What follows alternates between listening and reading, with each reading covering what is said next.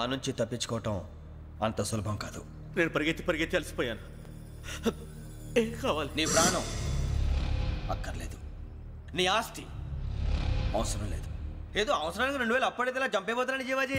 ఆయన అప్పు తీసుకున్నాడు తప్పించుకుని తిరగాలి కానీ ఆపేసి మీకు అక్కడ పెట్టండి. కొత్త అప్పు ఇవ్వకూడదని. ఇదిగో వెంకీ, కావాలంటే నీకు ఇచ్చిన పాత బాకీ మర్చిపోతాను, నన్ను వదిలే. మీరు మమ్మల్ని వదలనా? మేము మిమ్మల్ని వదలలేమండి. మీ దగ్గర అప్పు తీసుకున్న నిజం మమ్మల్ని నీలా వెంటాడు. అందుకు నన్ను ఎంత ఆడుతున్నారా? నన్ను అంతగా అయిపోలేదు. ఉండి లేదంటే మొత్తం లేకుండా పోతారు. ఇప్పుడు మీకు ఇస్తే జరిగేది అదే. ఇస్తే ఇవ్వండి, లేకపోతే మానేయండి, అంతేగాని శుక్రవారం పూట అశుభ మాటలు మాత్రం ఆడకండి. శుక్రవారం లేదు, శనివారం లేదు, అసలు వడ్డీ వ్యాపారమే చేయడం లేదా? జీవాజీ, డిస్కషన్స్ అనవసరం. ఇప్పటికి 18,000 ఇచ్చారు, ఇంకో 2,000 ఇస్తే 20,000 రౌండ్ ఫిగర్ అవుతుంది. 2 రోజులు తిరిగి ఇచ్చేస్తాం.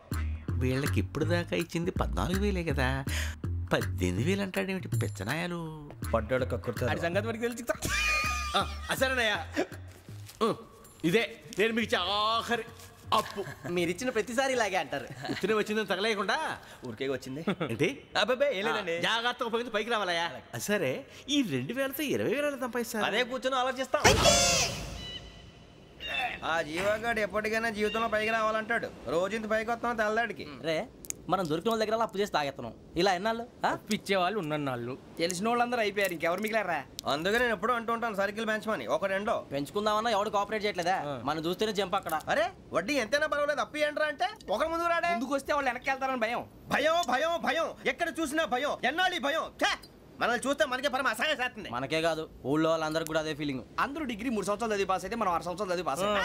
మరి ఉద్యోగం ఎవడి? ఉద్యోగాలు ఇవ్వక, అప్పులు ఇవ్వక, తాగేది ఎలాగా, బతికేది ఎలాగా? అరే మనం మాత్రం మనుషులం కాదా? మనకి కోరికలు ఉండవా? ఇప్పుడు మనం ఆలోచించాల్సింది అది కాదు, రేపటికి ఎవరిని చంపాలి. కాలనీలో ఎవరు సార్?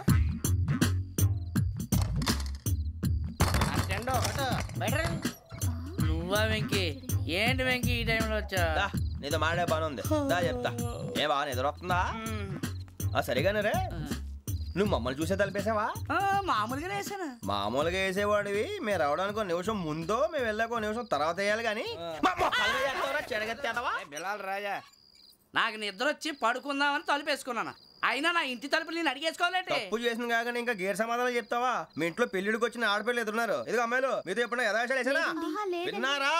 అడుగు తలుపులు వేసావు. అనవసరంగా గొడవ ఎందుకు ఇక్కడి నుంచి వెళ్ళండి. గొడవ? మీ ఇంటి మీద పడి ఎప్పుడైనా గొడవ చేశానా బిని గారు? లేదు బాబు. విన్నారా? చెప్పు, మమ్మల్ని చూసి తలుపులు ఎందుకు వేసుకున్నావు? అరే మాకు అప్పించిన వాళ్ళు కూడా మమ్మల్ని చూసి ఎప్పుడు తలుపులు వేసుకోలేదు. ఏం జీవాజీ? మరి నువ్వు ఎందుకు వేసుకున్నావు? బాబు టప్ అయిపోయింది, బుద్ధి తక్కువ వేసాను చాలా. అంటే మా మోకాల మీద తలుపులు వేసామని ఒప్పేసుకుంటున్నావు? ఒప్పుకుంటున్నాను. సరే ఇప్పుడు చెప్పు, మా మొఖాల మీద తలుపులు వేసేంత తప్పు మేము ఏం చేసామరా? తప్పైపోయిందని అంటున్నారు కదా, వదిలేయండి బాబు. అదే తప్పు మేము చేసి మమ్మల్ని వదిలేయమంటే మీరు వదిలేస్తారా బిని గారు? తప్పని ఒప్పుకుంటున్నాడు కదా అయ్యా. ఇప్పుడు టైం 11 అయింది, వెళ్ళి పడుకోండి. 11 అయిందా? కొమ్ము ఉంచాడు కదా. నాకు సంబంధం ఏంటి? ఉంది, సంబంధం ఉంది. 11 గంటలకి నా క్లోజ్ ఫ్రెండ్ ఢిల్లీ వెళ్తున్నాడు. 5,000 అప్పిస్తానని ఎయిర్పోర్ట్ రమ్మని చెప్పాడు. నీ గొడవలో పడి ఆ సంగతే మర్చిపోయాను. ఇప్పుడు నాకు జరిగిన నష్టానికి భర్తీ ఎవరు చేస్తారు? మీరా మీరా మీరా? ఎవడు పడితే ఎందుకు చేస్తాడా భర్తీ? భలే వాడి నువ్వు. తప్పు ఎవడు చేసినా వాడే చేస్తాడు. దానికి కారణం ఈ 10 మనిషే కదా. వాడే చేస్తాడు. యజ్ఞాత షడద్వాతీత రూపిణి అవ్యాజ కరుణామూర్తిరజ్ఞానాధ్వాంత దీపిక. బీరు రమ్ము కలవకూడదు, తలకే పట్టేసింది. ఏంటే చదువుకుంటున్నావా? చదువుకో చదువుకో. దేనైనా వెనక్కి తీసుకురావాలం కానీ పోయిన కాలం వెనక్కి తీసుకురావడం ఎవడి వల్ల కాదు. టైం విలువ గురించి నువ్వు మాట్లాడడం. నువ్వు ఎలా పోతే నాకు ఎందుకులే. ఏమ్మా నీ పూజ అయిందా? తలకే పట్టేసింది, కాస్త మజ్జిగుంటే ఇవే. మా నాయనే అందరూ పొద్దున్నే లేచి టీలు కాఫీలు అడుగుతుంటే నువ్వు మాత్రం మజ్జిగ అడుగుతున్నావురా? కాఫీలు టీలు తాగే స్టేజ్ వాడు ఎప్పుడో దాటిపోయాడు. రాత్రి తాగింది దిగాలంటే మజ్జిగే తాగాలి. నువ్వు తల దించుకోవడం ఎందుకురా? నీలాంటి యదవనగానందుకు నేనే దించుకోవాలి తల.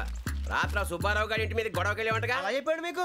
ఏ మళ్ళీ గొడవ కెడతావా? నీ దెబ్బకు భయపడి రాత్రి తలుపులు తీసి పడుకున్నారంట. తెల్లారగా టైంట్లో దొంగలు పడ్డారు. ఇంట్లో ఉందిలేండి పట్టుకుపోవడానికి, అక్కడ కూతురు తప్ప. ఎన్నాళ్ళు ఇలా బేవర్స్గా తిరుగుతావురా? ఇన్నాళ్ళని ఏం ఫిక్స్ అవ్వలేదండి. చిచి నాన్న, అమ్మా కంబైన్ స్టైల్స్ కి ఫ్రెండ్స్ ఇంటికి పిలుద్దాం అంటే వీడికి భయపడి ఎవరు రావడం లేదు. నేనేం చేశానే? వాళ్ళ వంక అదోలా చూస్తున్నావంట. గొప్ప ఫిగర్లని అదోలా చూస్తాను, ఏదో మోహాలు వేసుకుని. చదిగా ఆ గొంతు ఆ వాలకం చూడలేకపోతున్నాను రా బాబు. చిన్నప్పుడు వచ్చి నా అలాగే ఉన్నావు, తెగ ముడిచిపోయారు. ఇప్పుడు నచ్చట్లేదు నాన్నగారు మీకు? నేను ఎదవలతో డిస్కస్ చేయను. నేను చేస్తాను. మీరు చెప్పదలుచుకుంది ఏమిటో చెప్పండి. ఇంకా చెప్పేదే ఉంది. నువ్వు ఇలా గాలికి తిరుగుతుంటే నేను తిండి పెట్టలేను. నాన్నగారు ఇప్పుడు శుక్ర మహాదశి 4వ పాదంలో ఉంది. నేను ఇప్పుడు ఏం చేసినా కలిసి రాదు. శనిగారు సెంటర్ లో కాసేసి నన్నే చూస్తాడంట. వాడు అలా సైడ్ అయిపోయి నేను ఏదో అవుతాను కదా, మీరు కంగారు పడకండి. ఇవన్నీ ఆ జగదాంబ చౌదరి గారు చెప్పాడా? జేసీ గారిని గాడు గిడు అనకండి బాబు, మీకే మంచిది కాదు. అబ్బా ఊరుకోండి, ఎవరి నమ్మకాలు వాళ్ళవి. ఎరా ఇంతకీ ఆ శనిగాడు సైడ్ కి ఎప్పుడు వెళ్తాడంట? సెంటర్ లోకి రావాలమ్మా. మరి ఆ గురువు సెంటర్ లోకి ఎప్పుడు వస్తాడంటావు? అవన్నీ మనకి తెలుస్తాయి అంటే జేసీ గారు తెలుస్తాయి. నాన్నగారు ఒక 1000 రూపాయలు ఇవ్వండి, దక్షిణ నుంచి అన్ని అడిగేసి వస్తాను. ఎదిగిన కూతురు గుండెల మీద కుంపటైతే నీలాంటి బేవార్స్ కొడుకు క్లైమోర్ మైన్స్ లాంటి వాడు చీదరిదుడా. ఆ జేసీ గారు పోయాక వీడు నేను అమ్మ నువ్వే ఫీల్ ఓకే. ఆయన కావాలని అంటున్న మాటలు కాదు, ఆయన దేవుడు. కానీ ఆ శనిగాడు ఆడి కాన్సన్ట్రేషన్ అంతా నా మీదే పెట్టేశాడు. మరి ఇప్పుడు ఎలాగరా నాన్న? ఆ పని మీద డబ్బులు అడుగుతుంటే నిసుక్కుంటున్నాడు. పోనీ నువ్వేనా ఇవే? నా దగ్గర కూడా లేవురా. తెలుగు భాషలో నాకు నచ్చని ఒకే ఒక్క పదం లేదు.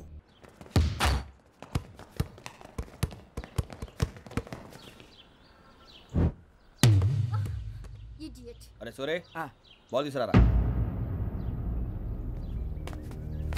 సారీ ఏదో బాలి బాస్కెట్ బాల్ మాలాంటి వాళ్ళు ఆడాలి. మీలాంటి మాసన కొడుకులు ఆడితే ఇలాగే ఉంటుంది. ఇలాగే ఇలాగే అమ్మాయిల ముందు ఫోర్స్ కొడతావా? ఆహా, అయితే నిన్ను కొడతా.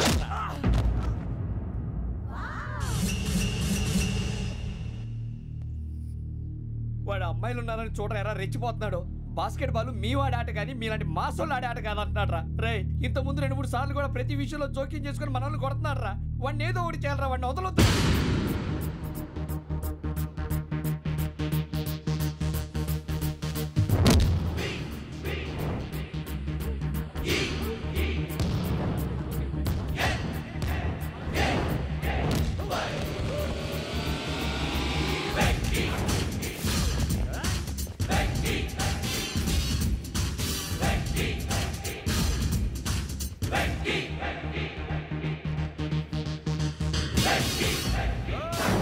ఆడపిల్లలంటే ఎవరికైనా దెబ్బ తగిలితే అయ్యో అంటారు, మీకేమో ఎవరైనా కొడితే కామెడీ.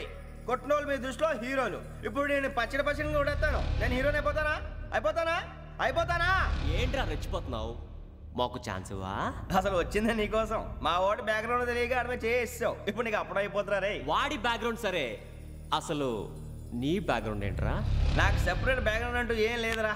నేను ఎక్కడ నిలబెడితే అదే నా గ్రౌండ్. అంత పొడింగువా? తెల్దా?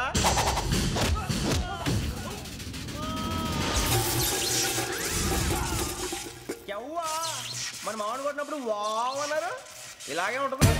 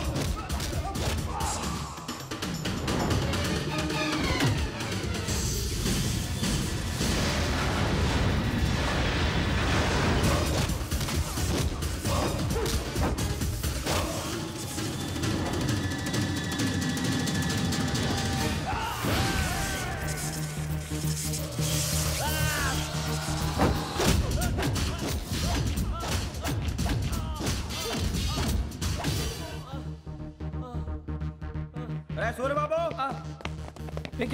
ఇందాక నేను కొట్టినప్పుడు నీకే అనిపించిందిరా? కుమ్మేయాలనిపించింది. మరి కుమ్మే. అమ్మో అమ్మో రే, నిన్ను అమ్మాయిని ముందు పట్టుకొని కొడతాను. అలా కొడితే ఏదో